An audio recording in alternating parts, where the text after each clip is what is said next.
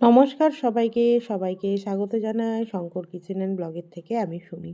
তোমরা সবাই কেমন আছো? আশা করছি তোমরা সবাই ভালোই আছো। ফ্রেন্ড, আজকে আমি তোমাদের সাথে শেয়ার করব শিবরাত্রি স্পেশাল একটা হচ্ছে সাবুর রেসিপি। শিবরাত্রি স্পেশাল এই সাবুর রেসিপিটা করার জন্য যে উপকরণগুলো লাগবে, প্রথমেই দেখো লাগবে হচ্ছে আমাদের সাবু।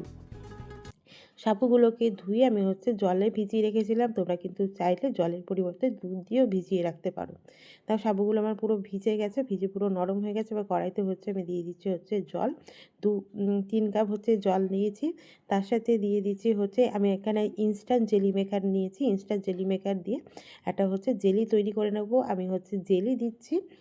তোমরা কিন্তু চাইলে জেলি না দিয়ে এখানে কিন্তু যে কোনো ফুড দিয়ে তোমরা করতে পারো। আমি আসলে যেভাবে করেছি সেটাই তোমাদের সাথে শেয়ার করলাম। জেলি দিয়েছি, জেলিটাকে হচ্ছে ভালো করে মিক্সড হতে দেবো। আর জেলির হচ্ছে ইনস্ট্যান্ট জেলি যেভাবে হচ্ছে প্রসেসিং থাকে সেভাবেই করে নেবে। দিয়ে দেখো এটা জেলিটাকে ঠান্ডা হতে দেবো, মানে এটাকে সেট হতে দেবো। এবার কড়াইয়ের মধ্যে আমি নিয়ে নিচ্ছি হচ্ছে 500 গ্রাম আমি দুধ নিয়েছি। দুধটা যখন হালকা গরম হয়ে যাবে তখন এর মধ্যে অ্যাড করে দেবো হচ্ছে 50 গ্রাম গুঁড়ো দুধ। তার সাথে অ্যাড করে দিচ্ছি হচ্ছে 25 গ্রাম চিনি। তোমরা হচ্ছে চিনিটা তোমরা যে যেরকম পছন্দ করো সেরকমই দেবে।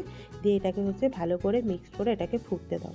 এটা যখন ভালো করে মিক্সড হয়ে যাবে, গুঁড়ো দুধ চিনি এগুলো যখন ভালোভাবে মিক্সড হয়ে গলে যাবে তখন এর মধ্যে দিয়ে দেবো হচ্ছে ভিজিয়ে রাখা সাবুগুলো। ভিজিয়ে রাখা সাবুগুলোকে দিয়ে এটাকে হচ্ছে ভালো করে ফুটিয়ে নাও। এটাকে হচ্ছে ততক্ষণই ফোটাবে যতক্ষণ হচ্ছে দুধের ঘনত্বটা গাঢ় না হয়ে যাচ্ছে।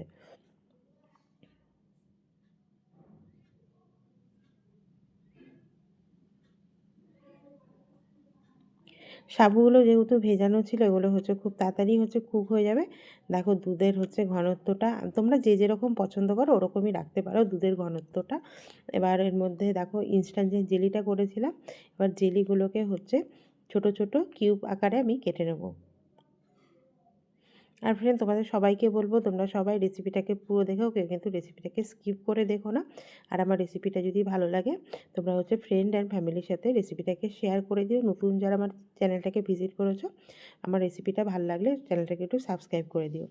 দেখো জ্বালিয়ে রাখা দুধ আর সাবুর মধ্যে এবার হচ্ছে জেলিগুলোকে দিয়ে দিচ্ছি। তার সাথে আমি দিয়ে দিচ্ছি হচ্ছে আম। তোমরা কিন্তু চাইলে যে যে ফল পছন্দ করো সেই ফলই দিতে পারো। এবার তার সাথে দিয়ে দিচ্ছি হচ্ছে বেসিল সিড। বেসিল সিডটাকে হচ্ছে জলে ভিজিয়ে রেখে দেবে হচ্ছে 5 মিনিট মতন, তাহলেই রেডি হয়ে যাবে। দিয়ে এগুলোকে ভালো করে মিক্সড করে নাও। মিক্সড করে এবার হচ্ছে উপর থেকে ড্রাই ফ্রুট দিয়ে হচ্ছে পরিবেশন করো। ড্রাই ফ্রুটটা হচ্ছে তোমরা আমি উপর থেকে দিয়েছি গার্নিশ করার জন্য, তোমরা কিন্তু চাইলে এর মধ্যেও দিতে পারো। সাথে আপেল, মানে যে যেটা ফল পছন্দ করো সেটাই কিন্তু দিতে পারো। ঠিক আছে, চলো আজকের মতো সবাইকে টাটা। সবাই ভালো থেকো, সুস্থ থেকো।